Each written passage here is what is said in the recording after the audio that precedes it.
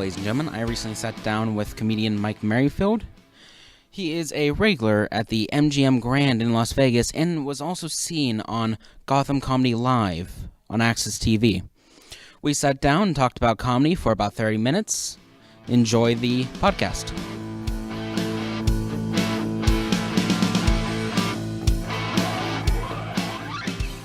Good afternoon, ladies and gentlemen. I'm right now sitting with Mike Merryfield. He is a amazing comedian. Just say he's an amazing comedian. He could be the best I've ever seen. Maybe. You know, I don't mean to put words in your mouth, but thanks for having me on the show, and I'm the first guest. Indeed. This is very special to me. Yeah. I've been thinking of doing this for a couple years now, and I now just got up the courage to finally do it. Mm-hmm. Thanks to this amazing gentleman right here. Well, I think it's a good idea, man. You're a young guy. You're working in a comedy club. It's such a cool place to hang out, especially at your age. You're 15? 16. 16 now? Okay. So, yeah, when I was 16, I was the biggest fan in the world of stand-up comedy, but I wasn't able to work at a club. So this is really cool that you're a fan of it and you get to work here every week. Yeah, and I get to meet all these different comics like Bobby Collins. I get to meet a whole bunch of other famous people like Gary Valentine, people like that.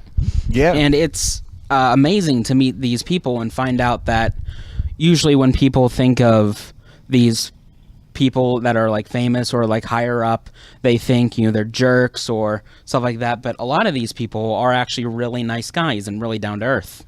I think generally you're right. I mean, when I think of actors and actresses and stuff, they seem pretentious. They seem full of themselves. But what you're dealing with here is stand-up comedians. And that's, to me, that's a whole different it's a whole different beast, you know. Comedians are generally really cool people. You know, that's one of the things I noticed when I started 22 years ago that made me kind of want to do comedy more is that even when I sucked in the beginning, I was a terrible comic, but other comics were willing to hang out with me and treated me like an equal, even though I was at a different level because I was part of that group now. I was part of the camaraderie of being a stand-up comedian, and that's what actually a lot of what drew me to do this is I wanted to be part of a group of cool people, and I think you'll find that. You've probably met a few that are jerks, right? Yeah, I mean, there's one or two of them. There's always a few, but I would say the majority of comedians that are going to come through are going to be great people, you know? Comics are pretty cool people, you know? I've only met a handful of ones that I didn't like, you know?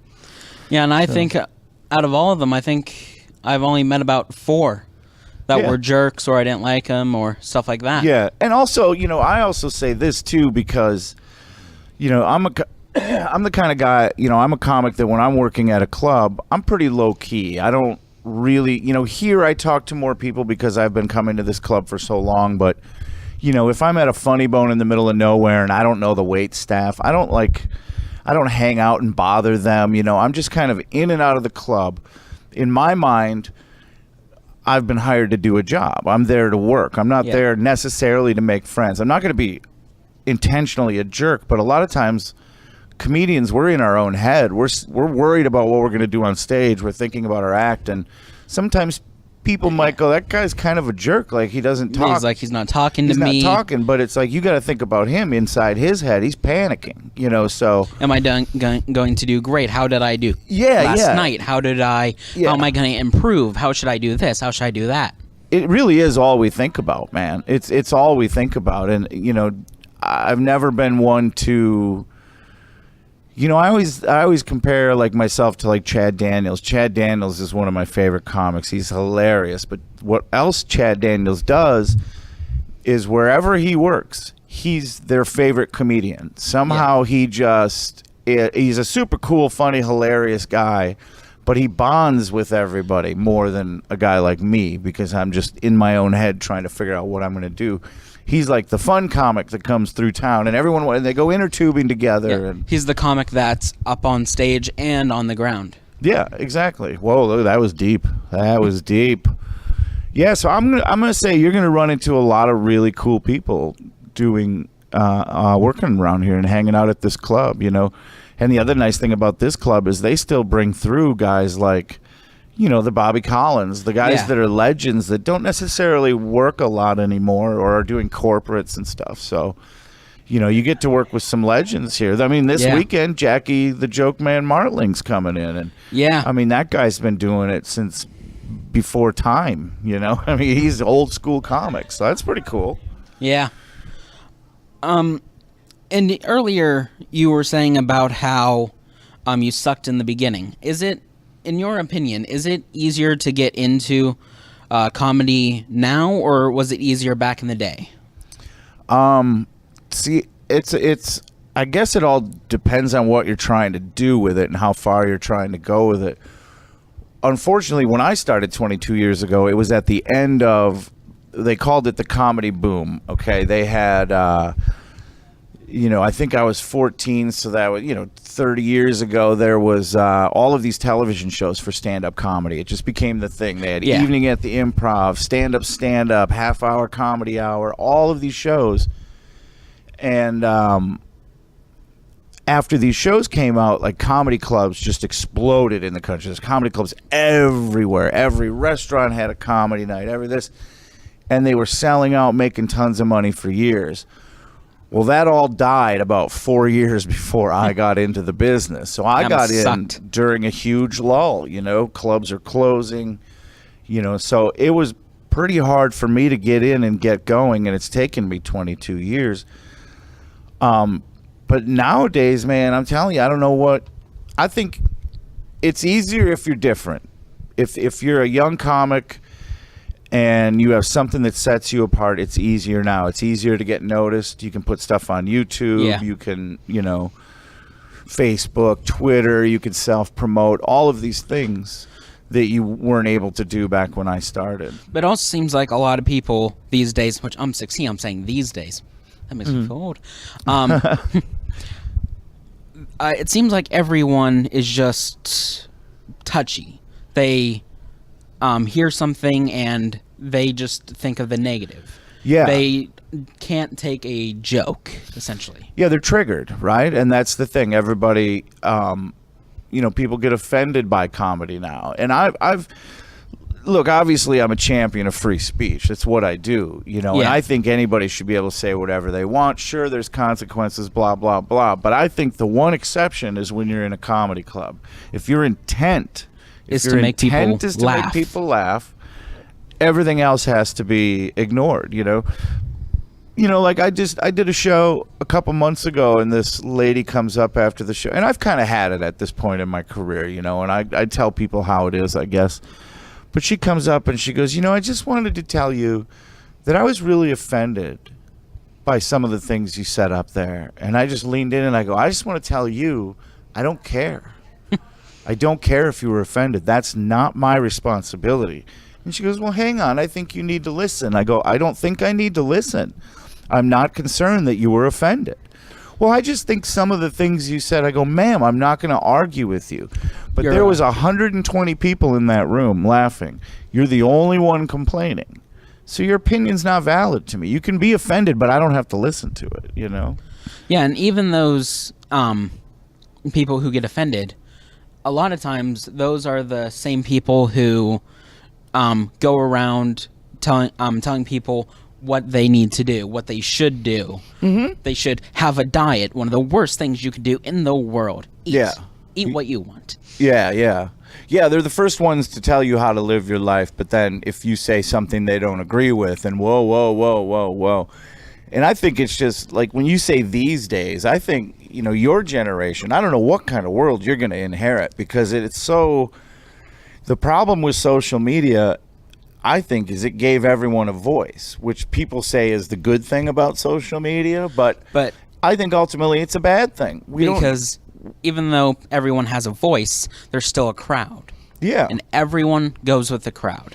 That does seem to happen. And you see it so much with politics, right? It's such a left and right thing, and I don't get involved with any of that stuff. Nor do I. Yeah, you just can't waste brain space with it.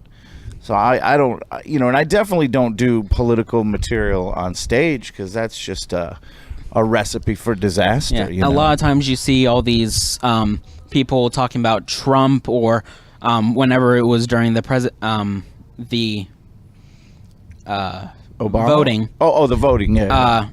You hear people talk about Trump versus Hillary and Bernie and all of them. Mm-hmm. And eventually, it's the same. It essentially turns into the same joke because one person hears this joke about this same person, so they do the same, and then it's just a continuous circle. Yeah. Well, and that's the other reason I would avoid it, because what am I going to do? Am I going to do 10 minutes on how his skin is orange, knowing that every other quote-unquote new comic is trying that? Now, I think there's a difference in this breed of younger comics that are out now, and I think we've seen sort of they're calling it almost the second comedy boom, which I think is an exaggeration, because at the club level, business really isn't coming back. But if you're a mid-level fame comic, it's like a material boom. I think it's an amount of comedians boom. There's just more quote-unquote comedians, people that do open mics, and there's all this gray area where I don't know if you're really a comedian if you just do it twice a month, I mean. Yeah. So, but I think who's to blame for all of that is Louis C.K. And I'm sure you watched his show, Louis, right? Yeah. If you haven't, you should watch it. It's great. And I forget I'm talking to younger people. Maybe you should get your parents' permission. But one of the things in Louis' show is, Louis is at the point where he goes to the Comedy Cellar in New York. And the Comedy Cellar in New York, they have nothing but famous people. It's him, Dave Attell, it's, I can't think of any other names, but all the big comics are there, Seinfeld goes up there. But the format at the Comedy Cellar it's called a showcase club. So everybody does like 10 minutes, 15 minutes. Now, you work here at the Comedy Cabana. Yes. And they do a different style show, which is your standard non-showcase show, where it's an MC that does about 15 minutes. Then you have a middle act that does about 30, and then your headliner does 45 to an hour. Yeah, so it's roughly, it might end up around an hour 45-minute show. Yeah. And an hour and a half is pretty much as far as you should go with a show. But the idea that these young people watched Louis and they were inspired to do comedy, which is great. I was inspired to do it by watching things, on TV, watching stand-up TV shows. And it's okay to be inspired by it, but the difference is Louis does short sets at the Comedy Cellar because he's earned it, and it's one of the greatest clubs in the world. The problem is these young and upcoming comics, they watch that show and they go, wait a minute. You only have to do a few minutes. Yeah, I do 10 minutes down at my open mic. I'm like Louis. I'm a comedian. Like, I'm already, like, they feel like they've already succeeded because they're doing short sets in front of people. And it's almost like they're completely unaware of the fact that, no, you have to be able to go on the road and entertain people for an hour. Yeah, even if, like 45 minutes to an hour, you have to have that much material, or at least that much ability to gain material through your show. When they always say you got to have more, like if they want you to do an hour, you should probably have a solid hour and a half, because with that much material, you can always change it up, do a different joke, do a different line of jokes. So every time someone might come back, they might hear something new, something different. And these are the things that like young comics starting today aren't aware of, that these are long builds. These are very slow builds becoming a comedian. I've been doing it 22 years and I'm semi-successful. Like, I'm not a household name, but I'm known in the comedy community. I have respect in the community, which is all I really ever wanted. But people that start today, they're eager to get famous, and everybody hopes they're going to get famous. But in the reality, when you first start, you suck. And it's going to take a long time for you to get good. And I always can prove that to people by saying, like, name your top 10 favorite comedians right now. And then they run down the Bill Burr, Louis Black, every famous name, Dom Irera, all these people. And what do they all have in common is they all did it for about 20 years before they got famous. Louis was a comedian for 20 years before he became hugely famous. Jeff Ross, same thing, huge comic for years. All of these guys were, Brian Regan did it 20 years before he became America's favorite comedian. So, And I know our host and MC here, Cooter Douglas, I believe he said it took him about 22 years to complete his, to finally finish and complete his set. oh, to get it to where he wants. Has Yeah. Cooter really been doing it that long? Yeah. Oh, I had no idea he did it that long. I thought he was just doing it like sort of as a hobby in his older age. I didn't realize he had done comedy he's for done that long. Yeah. Oh, that's cool. Yeah, man, it takes forever. I'm not even there yet. You know, you've seen me this week. This week I'm trying to work on clean material, so I'm trying to write new stuff. It's an ever evolving thing being a stand-up comic, and when you're young in it and you start, you want it to go quick. You want it to, but Yeah. it is a long bet. It's a long con, man. It's, if you start it, you have to be, if you want to take it seriously and take it and be responsible with it and treat it like the art that I think it is, you better be ready to put 20 years into it. Yeah, Because and I'm nowhere near the comic I will be. I mean, I feel like I'm better than I was last time I was here. I'm way better than 2 times ago when I was here. And you hope you're better the next time you're I here. mean, it's been working that way for 22 years. I've been getting better. It'd be one thing if it's 22 years and I still suck, and then people Yeah. around me would be like, bro, what are you doing? But Get a life. so there's no reason to believe that if I just keep doing it, I'll just keep getting better and better and better. And that's when you get discovered, man. That's when people start paying attention, is when you get to that level where you've mastered it. And I'm not quite there yet, And one of the saddest things is whenever you see a young, new comic thinking that they're going to get famous, they might be good. They might have a really amazing set, even though they're starting out. But yet they're not instantly famous. They're not like a Josh Blue who rose pretty quickly. Yeah. They see, I'm not getting famous. I'm not getting where I want to be, and they just quit, losing all that potential, all that material, because they want to get famous quickly. They didn't want to do the work, and that's one of the misconceptions about being a comic, and I'm guilty of it, man. When I started doing comedy, I thought, I was working at a club like you, man. I was doing the door, and I was helping out around the club. I was the bar back, and I would hang out with all these comics, and but then I always had to go home early because I had to get up and work my job at Napa. I used to manage in Napa Auto Parts. And I did this for about a year, and I'd hang out with these comics, and I'd be like, oh, I gotta be a bummer. I gotta go home and go to bed. I gotta work tomorrow. And I'm like, what are you guys gonna do? They're like, I don't know. We're gonna go out to the state park and, maybe drink some beers and hang out. And it's like, well, I wish I could do that. I'd rather do that, So when I saw these guys doing that, I legit was like, I'll just do comedy. That seems really easy. But then the more you do it, the more you realize it's not easy, man. You really have to want to do it. I lived out of a minivan for a while where I would take these really low-paying garbage gigs all around the country, and I would make it worth it by just living in my minivan on the off days and not getting hotel rooms and stuff. And so I would camp in state parks and bring firewood with, and I'd have an ice chest full of food, and I'd grill out. But that's what you have to do. Yeah.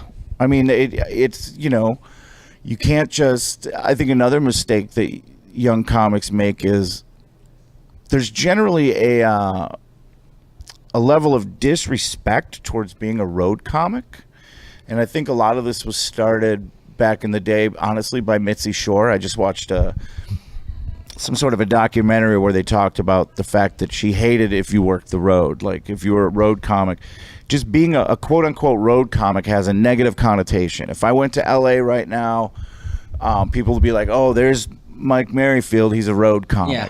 And you're sort of looked down upon, which I've always thought is the dumbest thing in the world. Yeah, and then also you see some of these people who, people like yourself will call yourself a road comic. But there are other people who are a road comic, but stay at one place for so long, or stay at a certain, or go to a certain place so much that in those eyes, and even people in the eyes of other people, they're not a road comic.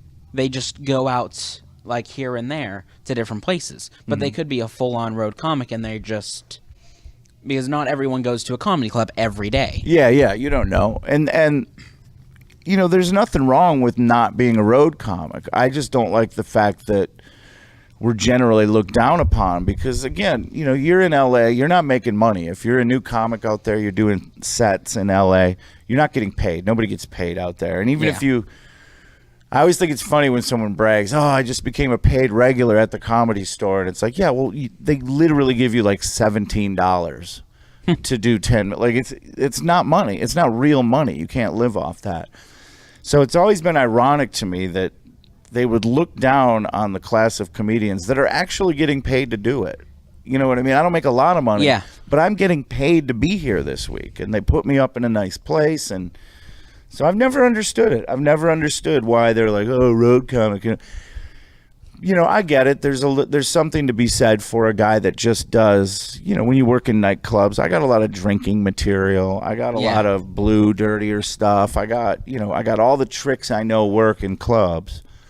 And that's considered a bad thing by some people. And it's like, no, I'm getting paid to make these people laugh. I'm going to make them laugh, you know, whatever I got to do to make them laugh. And so, but yeah, so, I mean, I think it's a good time now to start doing it. There's a lot more open mics. There's a lot more open mic scene than there ever was.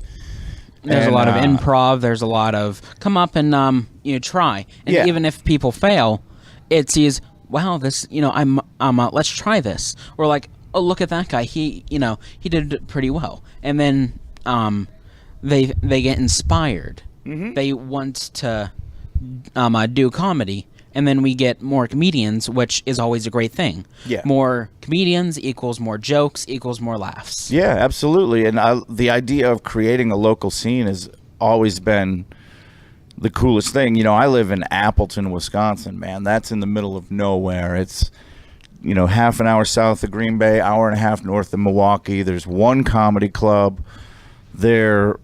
Until the last few years, is pretty much I was the comedy scene there. You know, myself and my buddy Rob Breckenridge, who he works down here, and you should definitely get him on the show because he's a 35-year veteran of the stand. He got me into this, but yeah, man, it's such a long haul, and people don't realize it, and you got to have a passion for it.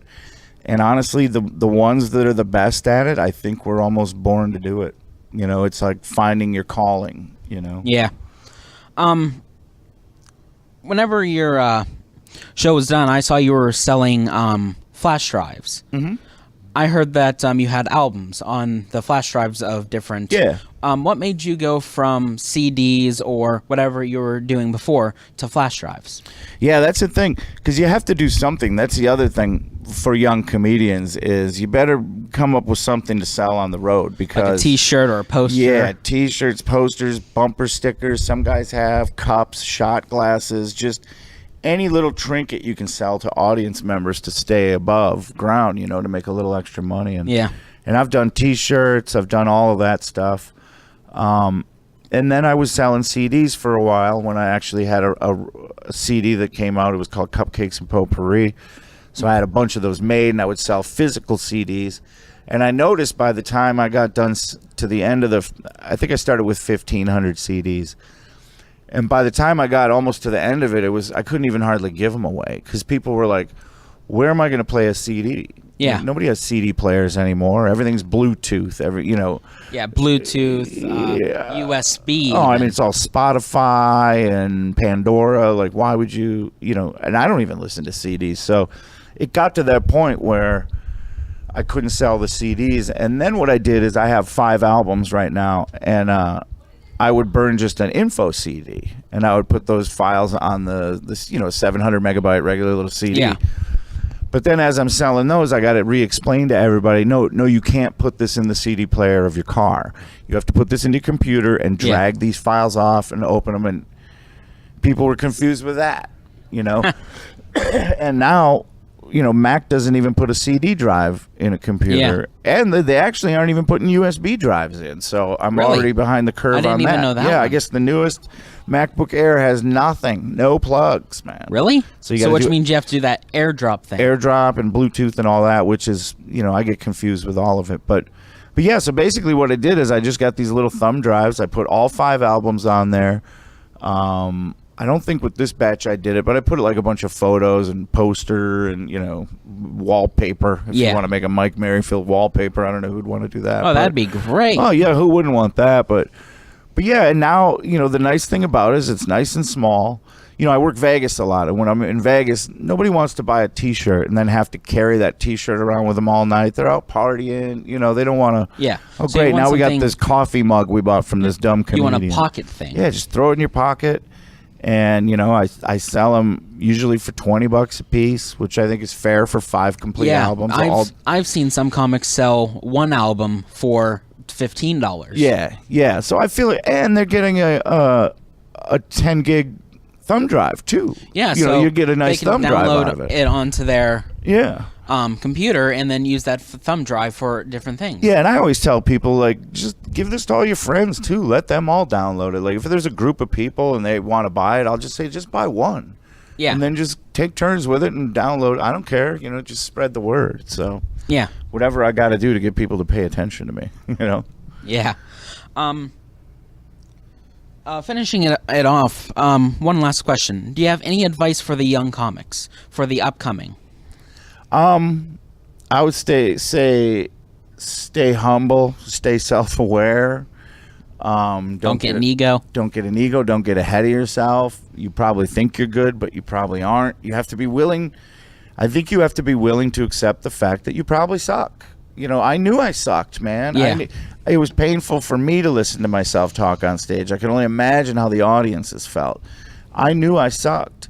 But I've worked with some people, I've met some comedians that they don't know they suck. Like, they have this immediate ego, and they come off stage, they're like, that was great. And you're like, no, it really wasn't that great. But in their mind, it's always hard to tell them that. Yeah. They come off thinking they did better than they did. So I'd say definitely a healthy level of self-awareness. Get used to people telling you no. Get used to people lying to you and blowing you off for gigs. That's part of it. You got to have thick skin.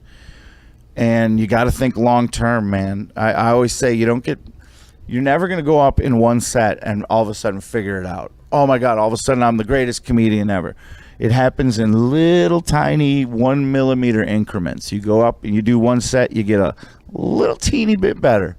You might notice one thing you did different, like, hey, if I smile after I do that punchline, it got a bigger laugh. Well, then you take that little 1 millimeter of information and you add it, and then... And always be prepared for that to be a meter stick. Yeah, and it accumulates over time, and you have all these lessons built in, and it's an accumulation of stage time. That's what this craft is about, is just doing it until you're better at it and continuing to... And if... You know what? If you're anything like me, and if you're any good at it, or if it's your calling, whatever, at the very least, I'm addicted to it, man. I'm 100% addicted to it. I'll tell you this. When I first started, I didn't have any jokes, all right? I just offhandedly said to a buddy of mine that was working the comedy club, who I'd become friends with. He's a comedian. And I said, hey, man, I was thinking of doing stand-up comedy. I just offhandedly said that. And he goes, okay, well, you're going to do it tomorrow. And I go, no, man, like, I haven't started. I don't have any jokes. He goes, shut up. You're doing it tomorrow. If you want to do it, you're doing it tomorrow. And I'm like, I don't have any jokes. He's like, don't worry about it. I'll come over tonight. We'll look at what you got, and we'll see if we can make some jokes. So he came over that night. I've never been more nervous in my life. It was like 24 hours. I was scared to death. It comes the night of the show, and he literally had to stand behind me and push me on stage, because what had happened is they didn't have an opening comedian. Did you get that recorded? Oh, I wish I had it recorded. Actually, I'm glad I don't have it recorded, because it would make me feel sick to watch it. But so I went on stage, and my only job was to introduce the comedians, right? And I go on stage, and I got a full-size piece of paper, and you can hear it. I'm so nervous, the paper's shaking. You can hear it in the microphone. You're so close, like, please don't see my face. Oh my God, I was so nervous, bro. And I did some announcements about, like, buy the nachos, tip the waitstaff, and I go, well, I'm obviously not funny, so let's bring up someone who is. And they laughed at that. Like, the whole room was like, oh, he knows he sucks. Like, you know what I mean? Like, there was this huge laugh I got from it, and it obviously was an accident. I didn't mean to get a laugh. I was totally out of place, horribly uncomfortable, but I felt that laugh, man. And There's something about it. It's like the Intoxicating. endorphins in your brain, man. It's literally, I'm addicted to it. And I've been chasing that comedy dragon for 22 years because I remember how it felt that first time I made an audience laugh. And honestly, if I wouldn't have made that audience laugh, I don't think I would have ever gone back up there because it was horrifying, man. I was sweating and shaking, but luckily I got that one laugh. So, I went back up, and here we are 22 years later. Yep. Well, I thank you for your time, and hope to see you back again soon. Awesome, buddy. Good luck with the show. I'll spread the word. Thank you. All right, peace. Peace.